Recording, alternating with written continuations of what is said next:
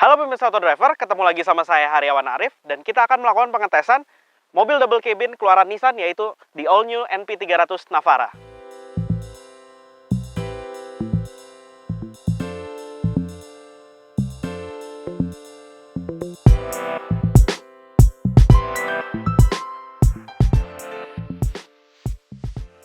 Di bagian depannya, dia memiliki desain baru yang kini tidak terlalu mengotak seperti generasi sebelumnya dan juga bentuk grillnya juga lebih baru karena dia lagi menggunakan model grill yang kotak-kotak seperti generasi sebelumnya.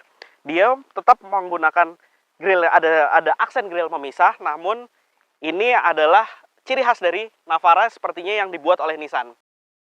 Untuk di headlampnya, dia sudah menggunakan proyektor. Pada generasi sebelumnya dia belum menggunakan proyektor, namun sudah menggunakan xenon. Kini di generasi terbaru ini dia sudah menggunakan proyektor, berikut juga dengan xenon. Kemudian di bagian headlampnya, dia juga mengadopsi daytime running light yang LED yang sudah terintegrasi dengan headlampnya. Lalu pada desain bumper bagian bawahnya, dia memiliki sudut kemiringan yang lebih baik dibandingkan generasi sebelumnya. Ini membuat Anda mempermudah saat Anda melakukan off-road. Nissan NP300 Navara ini dipersenjatai dengan mesin 2500 cc turbo diesel yang diklaim paling tinggi di kelasnya karena menghasilkan tenaga 190 dk dengan torsi 450 Nm. Di atas kertas, mobil ini memiliki angka dimensi yang lebih besar dibandingkan mobil-mobil pada umumnya. Namun, ia mampu memberikan tingkat kepercayaan diri saat Anda mengemudikannya. Walaupun begitu, Anda akan sedikit kesulitan saat Anda melakukan parkir di lahan parkir ataupun garasi rumah Anda yang sedikit sempit. Dia memiliki ground clearance 225 mm, yang artinya ini akan mempermudah Anda saat melakukan perjalanan di medan-medan berat ataupun saat Anda melakukan off-road. Untuk Navara tipe tertinggi ini, yaitu tipe VL 2500 AT, dia sudah menggunakan pelek berukuran 18 inci dengan ban 255/60. Uniknya, Nissan NP300 Navara ini menggunakan sistem suspensi perkeong di bagian belakangnya. Ini merupakan double cabin pertama di segmennya yang menggunakan sistem suspensi tersebut. Sekarang kita ke bagian bak belakangnya.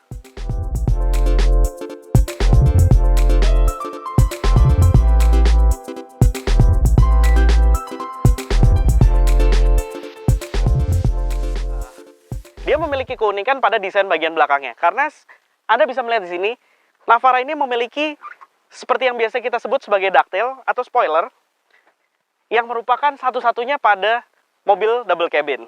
Kemudian kamera juga sudah terintegrasi sehingga Anda melihatnya lebih rapi. Untuk kapasitas baknya, dia memiliki kapasitas 1111 liter dan juga sudah diberi pelindung plastik. Selain itu, Anda juga bisa mengikat barang-barang karena Nissan sudah menyediakan tempat pengikat talinya supaya barang Anda tidak bergeser. Oh iya, ada yang lupa saya jelaskan sebelum masuk ke dalam interiornya. Nissan Navara ini sudah mendapatkan roof rail sehingga Anda dapat membawa barang bawaan Anda di atas atap dengan mengikatnya di roof rail ini. Sekarang kita masuk ke dalam kabin.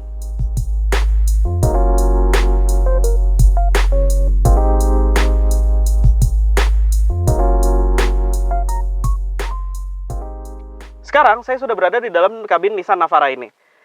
Untuk Nissan Navara tipe tertinggi ini, dia sudah dilengkapi dengan jok pelapis kulit serta pengaturan kursi depan sebelah kanan menggunakan sistem elektrik. Jadi ini mempermudah Anda untuk mendapatkan kenyamanan yang optimal. Kemudian setir juga bisa diatur secara tilt steering, sayangnya dia belum dilengkapi dengan teleskopik. Pada instrumen clusternya, banyak informasi yang ditampilkan di sini, mulai dari jarak yang dapat ditempuh dengan sisa BBM yang ada di tangki, kemudian kecepatan rata-rata, kemudian juga ada fuel economy atau rata-rata konsumsi bahan bakar dari mobil ini. Selain itu, Anda juga dapat melakukan berbagai macam settingan, mulai dari jam, dan juga banyak settingan untuk melakukan setting lampu, kemudian juga door lock, dan sebagainya. Desain dashboardnya dia memiliki kemiripan dengan Nissan X-Trail. Apalagi Anda melihat dari sini, yaitu kisi AC-nya, serta di konsol tengahnya. Namun, yang uniknya adalah Nissan Navara ini memiliki 3 colokan 12 volt. Yang satu berada di atas, yang satu berada di tengah konsol, dan satu lagi ada di konsol tengah. Kemudian untuk penyimpanan tertutupnya, dia memiliki 2 penyimpanan tertutup. Kemudian di depan ada 4 cup holder, 2 di kanan, dan 2 di kiri. Sedangkan di bagian tengah juga ada 2 cup holder lagi. Untuk penggunaan materialnya, dia masih menggunakan plastik keras di berbagai bagian, mulai dari dashboard, kemudian door trim, walaupun sebenarnya ada sedikit panel yang memiliki bahan sama dengan jok kulitnya. Kemudian ada panel juga yang berwarna black piano di bagian tengah dan juga konsol tengahnya di sekeliling persneling.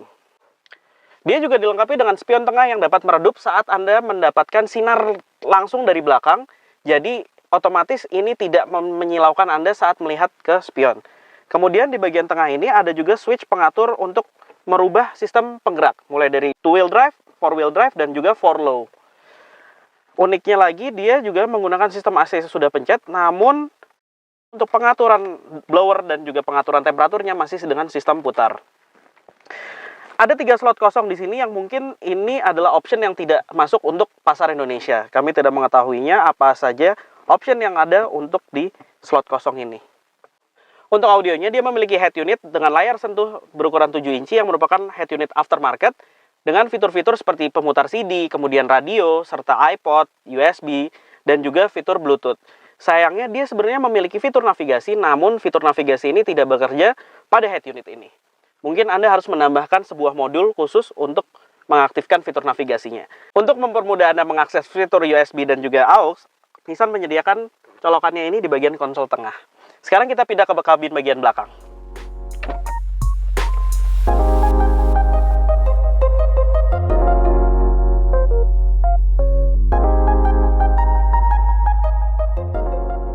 Ini adalah posisi mengemudi saya dengan postur badan saya 165 cm, dan di sini Anda bisa melihat jarak legroomnya sangat lega.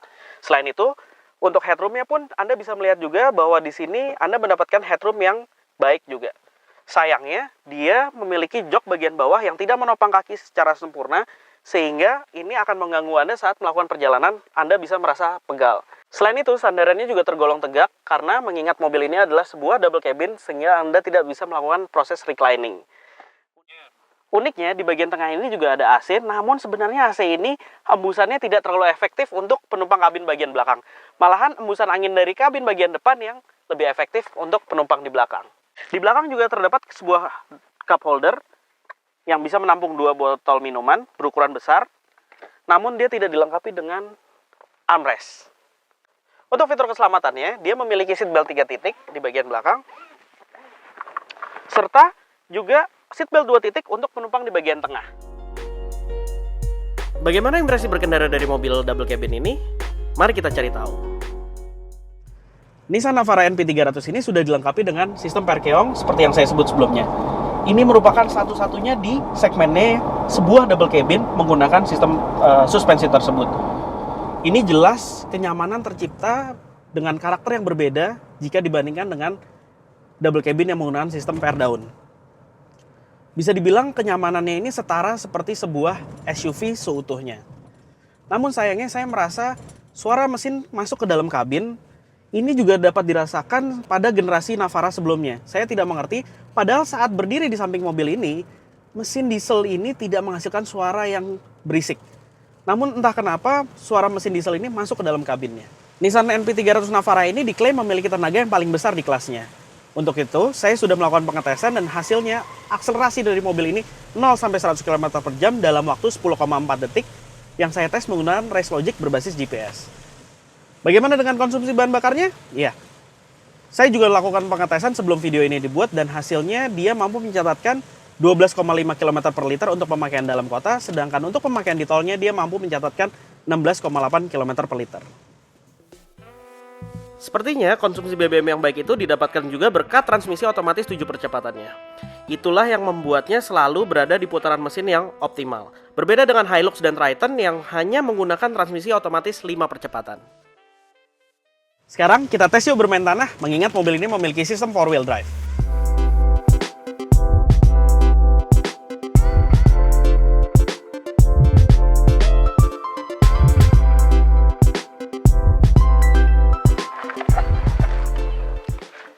Sekarang saya sudah berada di Bukit Hambalang dan menggunakan kostum untuk melakukan off-road. Sekarang kita cari tahu bagaimana kemampuan mobil ini di medan off-road.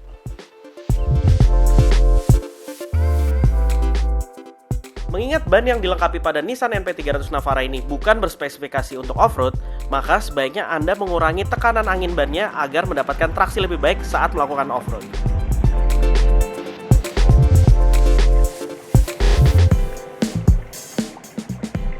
Ada juga salah satu fitur yang membantu saat Anda melakukan off-road untuk menuruni jalanan terjal berbatu ataupun tanah licin, yaitu Hill Descent Control, sehingga Anda tidak perlu menginjak rem. Dia akan mencari traksi satu persatu rodanya, sehingga mobil ini tidak akan tergelincir. Sangat pintar.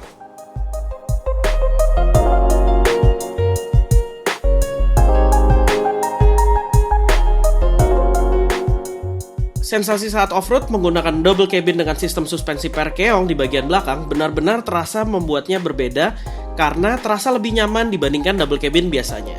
Selain itu, Active Brake Limited Slip juga sangat membantu setiap roda dalam mencari traksi. Karena jika salah satu roda tidak mendapatkan traksi, roda yang putarannya berlebih tersebut akan direm sehingga tenaganya akan dipindah ke roda lain yang membutuhkan traksi.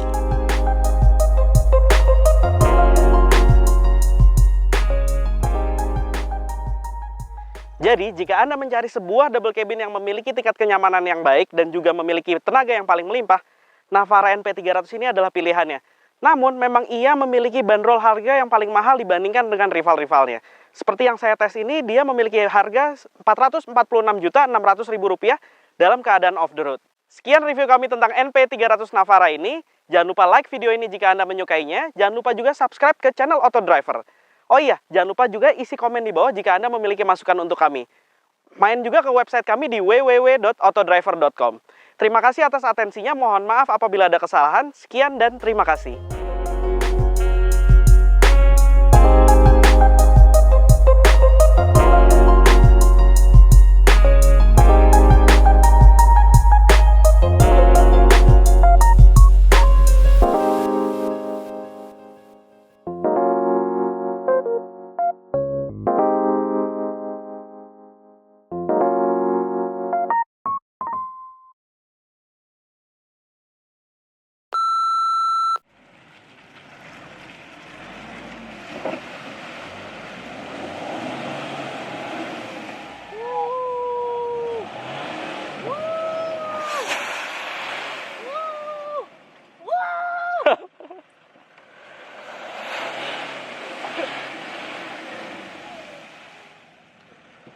Udah, woi.